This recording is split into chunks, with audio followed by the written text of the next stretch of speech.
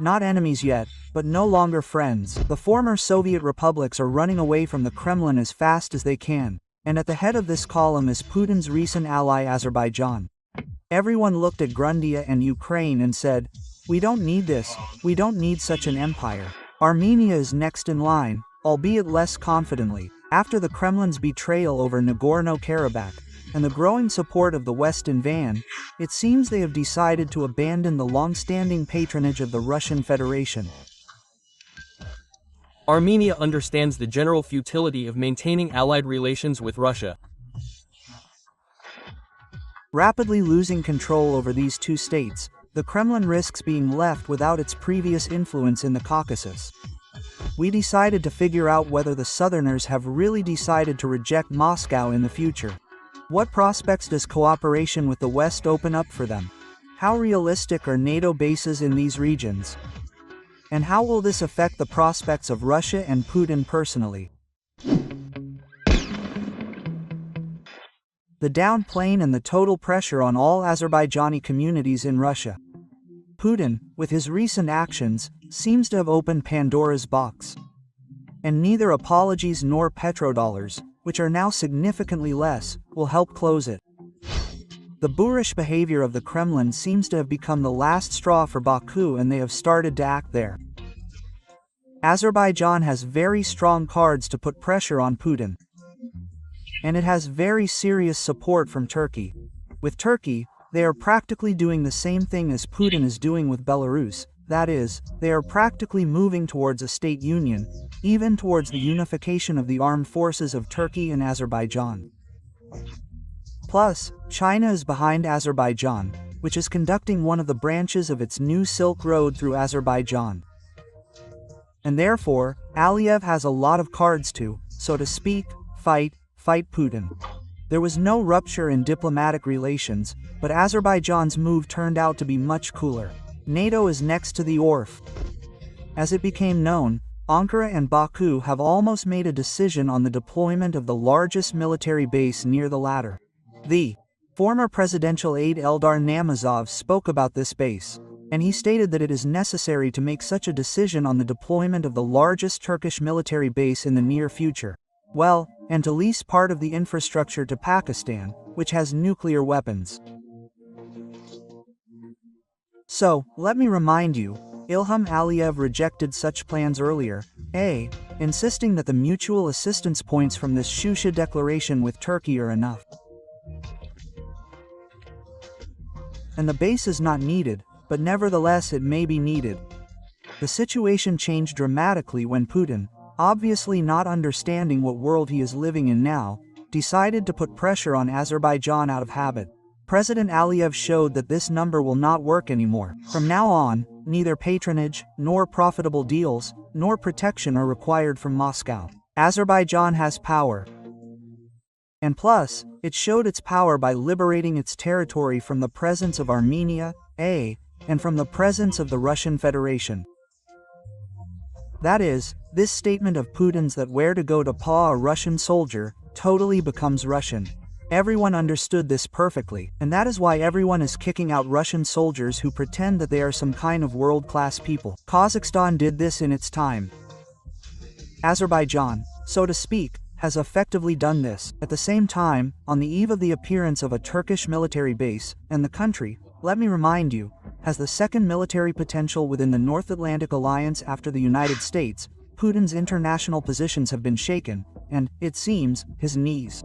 After all, after the appearance of such an ally, and even one supported by planes, tanks and a contingent, there is simply no chance to influence the policy of Azerbaijan. The Russians tried to pretend that they, so to speak, dominate the former republics. But under Yeltsin it was done more beautifully, so to speak. There, some customs interest and economic interest were put forward. Under Putin, they began to flex their muscles more. That's it, but in order to flex your muscles, you need to have muscles. The Russian Federation currently has no muscles. That is, roughly speaking, all of its military resources are directly involved in the war. At the same time, Turkey is not the only one showing interest in Azerbaijan. Seeing that relations with the Kremlin have cooled, the United States decided to improve their bilateral cooperation. It is not for nothing that, say, Trump's personal message to Itkov after a meeting with Putin, he got stuck in Baku for 4 hours on the way back. Well, the official version is, problems with fuel, yes, before refueling. But we understand that he met with Aliyev for 4 hours, and they talked not about the weather or women, but about geopolitics, the role of Azerbaijan, Russia in the region, and so on. Another country in this region, it seems, although it was recently an opponent of Azerbaijan, is clearly ready to go along with it on a pro-Western course. Armenia, although less decisive, is also turning away from Moscow, since this alliance has not lived up to the expectations of official Yerevan. They, the Armenians, expected that Russia would be on their side fighting against Azerbaijan when they signed the truce in 2002, that there, in the Vlachesc corridor, Russian soldiers would stand and help Armenians travel to Stepanakert, and Russian soldiers would sell weed, take money from those passing by, rip off gasoline, steal, I think, rape. Probably, just facts, not published yet. But these are Russian soldiers. What else did you expect? That's all their military assistance. There can be no other from them. The same states and France were chosen as new allies. The interests of the Armenians are especially widely represented. Now a situation has really developed where Armenia is rapidly moving towards the West. And what's more, Armenia has always had a serious lobby, a strong diaspora in the United States and France. In two countries that are now quite actively playing on the political map. And thus it may happen that Russia will really lose Armenia, and with it its influence in the Trans-Caucasus. It was decided to start with the main thing, military components. Moscow has always dominated the region, both in terms of supplies and in terms of decision-making on what, how much, and who will have in service. Now these trends seem to be a thing of the past.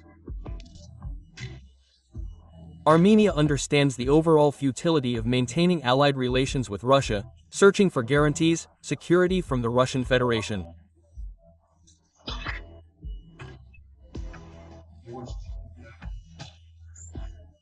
This is primarily a search for new partners to provide weapons, to provide some security guarantees.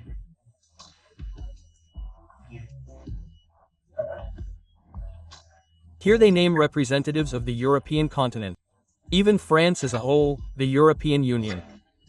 These are countries that would seem to be far from Armenia, like India. Relations have also cooled in the political arena. Yerevan no longer intends to look Putin in the eye time after time, flying to Moscow at the first request of the Kremlin, which was once again confirmed by Prime Minister Nikol Pashinyan, ignoring several important events under the leadership of the Russian Federation. Russia is no longer considered a reliable ally, and Armenia has been paying less and less attention to its membership in an organization like the CSTO this year. In particular, it has refused to take part in exercises, to hold the post of deputy of the organization, and is establishing cooperation with organizations like NATO. Well, this is already a fairly long process, and it is also conducting joint exercises with the United States. Kazakhstan is also worth mentioning here. It set the trend for its own opinion several years ago, having today actually retained only contacts with Moscow that are beneficial to itself.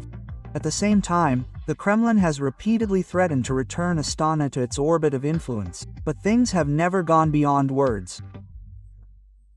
Kazakhstan has already announced 3 years ago, or rather, 3 years ago, that China is now the guarantor of its security. And China said this to Putin. That's it, because otherwise Putin would have already gotten into Kazakhstan. Because the easiest prey for Putin is, of course, Kazakhstan, because it has a huge territory. 3 million Russians and Russian speakers in Kazakhstan. Kazakhstan has very few armed forces, a huge territory. That is, it would be possible to do some kind of, damn, screaming something there. But China told Putin, that's it, off with your hands, it's not yours. In general, analysts believe that leaving Moscow's influence is a general global trend. Everyone saw perfectly well how Putin can stand up for his own during the events in Syria. So, without taking into account individual African tribes, no one wants to be in close military political ties with the Russian Federation today. Everyone looked at Grundy, at Ukraine, and everyone said, we don't need this, we don't need such an empire. That's why everyone found other strong external friends.